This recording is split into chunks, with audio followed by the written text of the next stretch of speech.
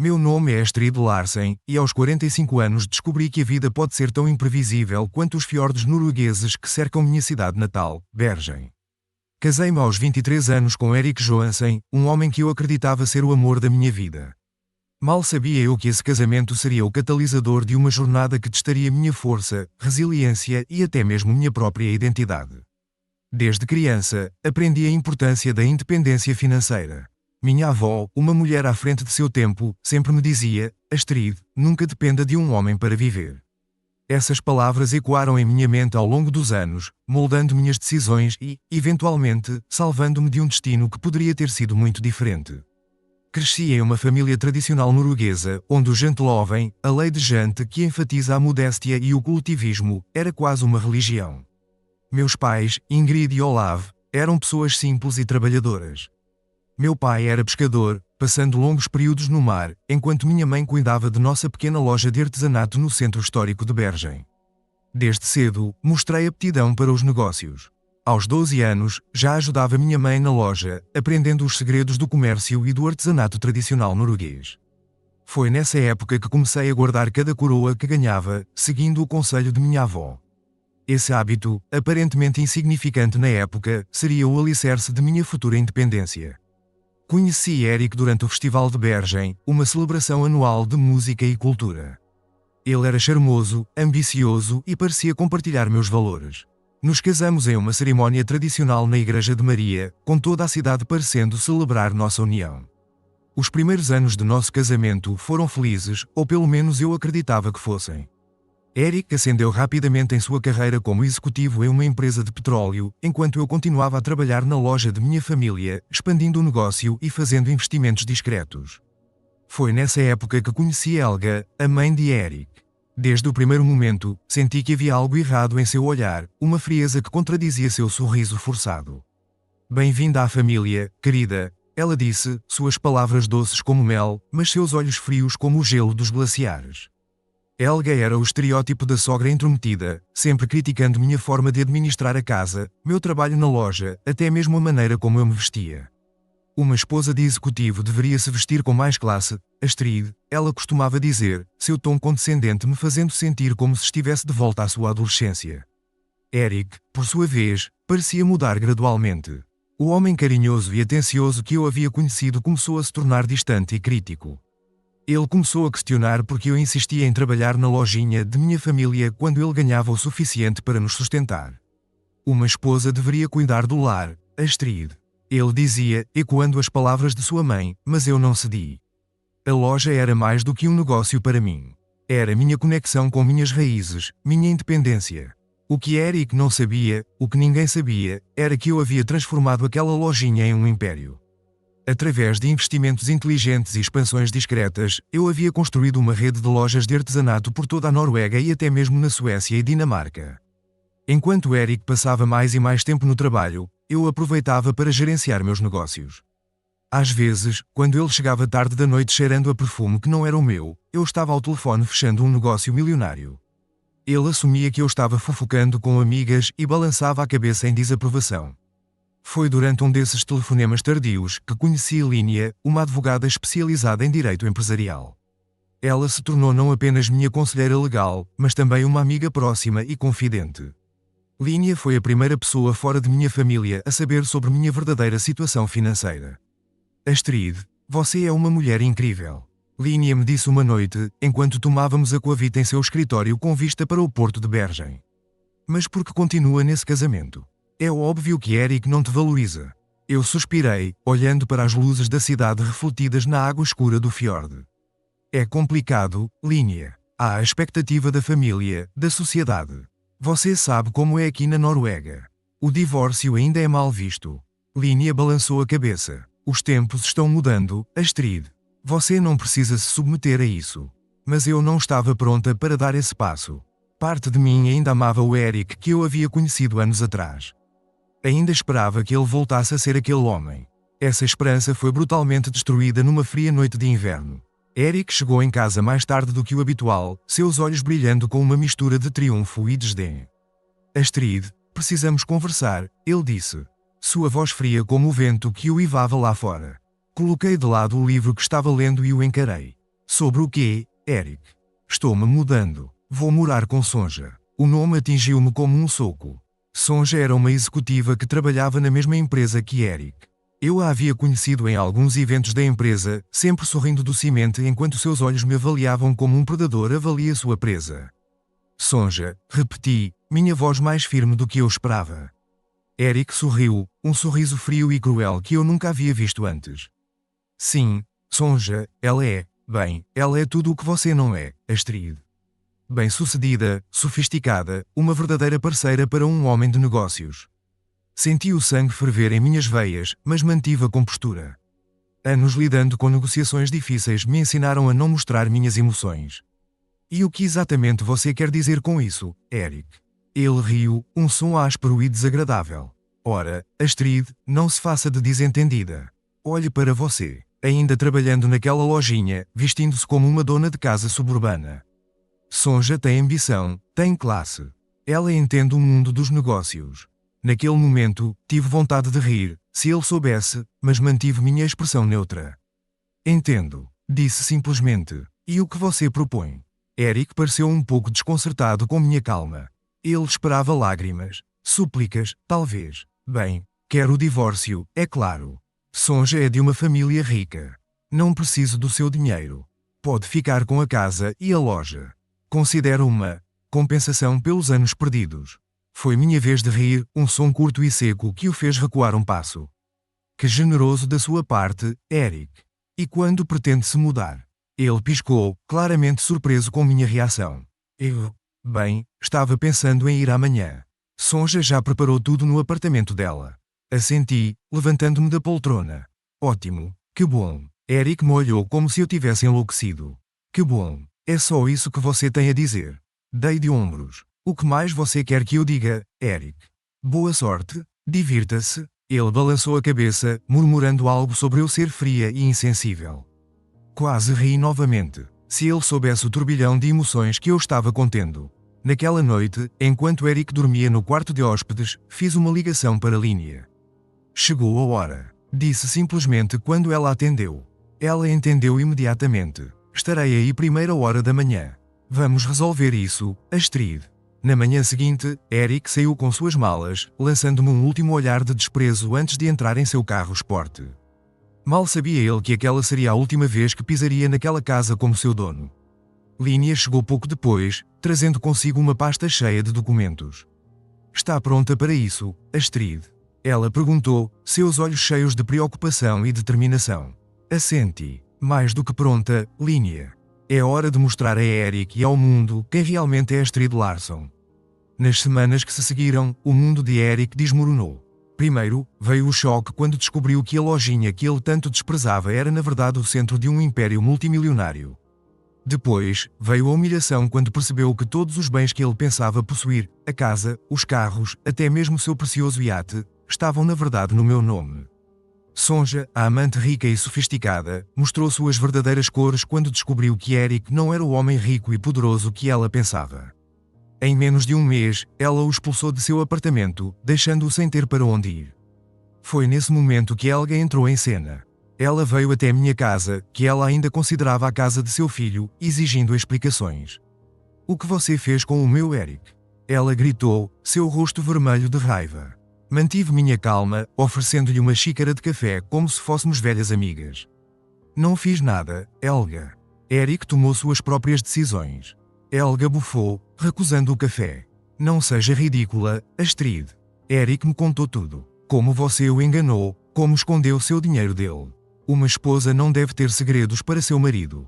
Levantei uma sobrancelha. Assim como um marido não deve ter segredos para sua esposa. Como uma amante, por exemplo. Helga teve a decência de parecer envergonhada por um momento, mas logo recuperou sua pose altiva. Isso é diferente. Eric é um homem. Ele tem necessidades. Se você fosse uma esposa melhor. Interrompia com um gesto. Chega, Helga. Não estou interessada em ouvir suas justificativas. Eric fez sua escolha. Agora ele deve viver com as consequências. E que consequências são essas? Ela perguntou, seu tom agora mais cauteloso.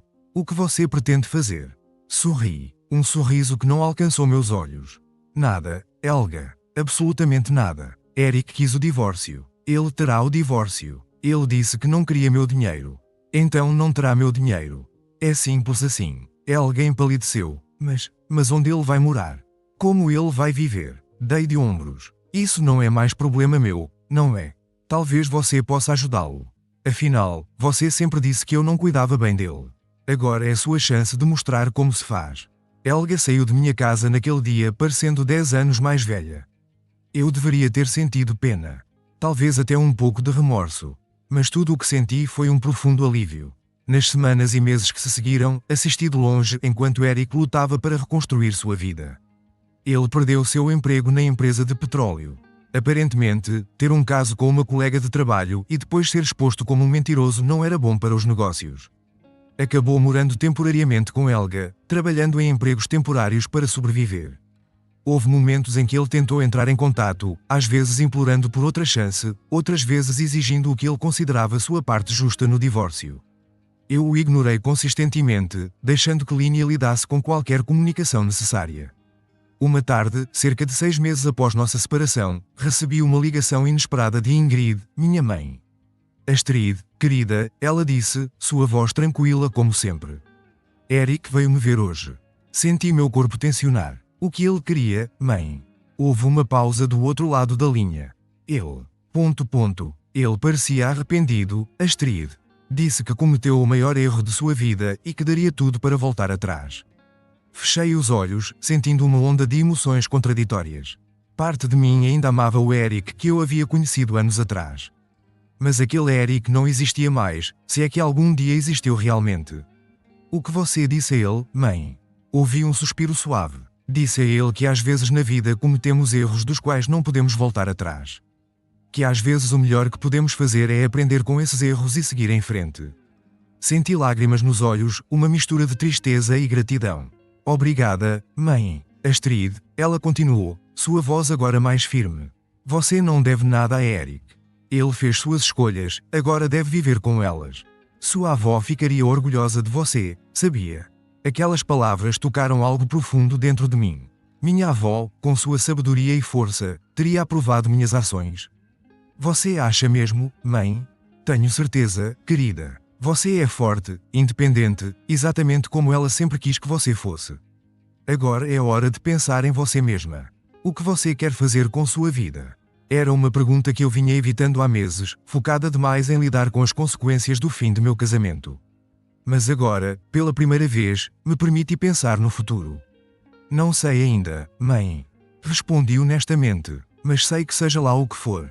Será algo que faço por mim mesma, não por Eric, não por Helga, não por ninguém mais. Ouvi o sorriso na voz de minha mãe quando ela respondeu. É assim que se fala, minha filha. Estamos aqui para você, não importa o que decida. Após desligar o telefone, fiquei por um longo tempo olhando pela janela, observando o sol se pôr sobre os telhados de Bergem. A cidade que sempre foi meu lar, de repente, parecia diferente, cheia de possibilidades que eu nunca havia considerado antes. Nos dias que se seguiram, mergulhei de cabeça no trabalho, não apenas para me distrair, mas para realmente avaliar o império que havia construído quase que secretamente ao longo dos anos. Percebi que, embora meus negócios fossem bem-sucedidos, havia muito espaço para crescimento e inovação. Foi durante uma dessas sessões de planejamento que conheci Mikael Andersen, um jovem e brilhante designer de joias que estava revolucionando a indústria com suas criações inspiradas na natureza norueguesa. Mikael abordou-me após uma palestra que dei em uma conferência de negócios em Oslo, seus olhos brilhando com entusiasmo e ideias. Senhora Larsen, ele disse, estendendo a mão, suas palavras sobre preservar as tradições enquanto abraçamos a inovação realmente ressoaram comigo. Gostaria muito de discutir uma possível colaboração. Algo na energia e paixão de Mikael me intrigou. Marcamos um almoço para o dia seguinte, e o que era para ser uma breve reunião de negócios se transformou em uma conversa de 4 horas sobre arte, cultura e o futuro do artesanato norueguês. Mikael tinha 35 anos, 10 anos mais jovem que eu, mas sua maturidade e visão iam além de sua idade. Ele falava com paixão sobre combinar técnicas tradicionais com tecnologia moderna, criando peças que honravam o passado enquanto olhavam para o futuro. Imagine, ele disse, seus olhos azuis brilhando de entusiasmo, colares que capturam a essência dos fiordes, anéis que refletem as auroras boreais, tudo feito com materiais sustentáveis e técnicas de produção éticas. Sua paixão era contagiante, e me peguei mais animada com os negócios do que havia estado em anos. Decidimos iniciar uma linha de joias exclusiva para minhas lojas, combinando o design inovador de Miquel com a reputação e alcance de minha rede de lojas. Nos meses que se seguiram, Miquel e eu trabalhamos lado a lado para lançar a nova coleção. Passávamos horas discutindo designs, materiais e estratégias de marketing. Às vezes, nossas reuniões se estendiam até tarde da noite e nos pegávamos compartilhando histórias pessoais sobre nossas vidas e sonhos. Foi durante uma dessas noites, enquanto compartilhávamos uma garrafa de vinho após finalizar os detalhes do lançamento, que Miquel me surpreendeu com uma pergunta. Astrid, ele disse, sua voz suave, você já pensou em recomeçar? Em abrir seu coração novamente. Senti meu coração acelerar, uma mistura de medo e excitação que não sentia há anos.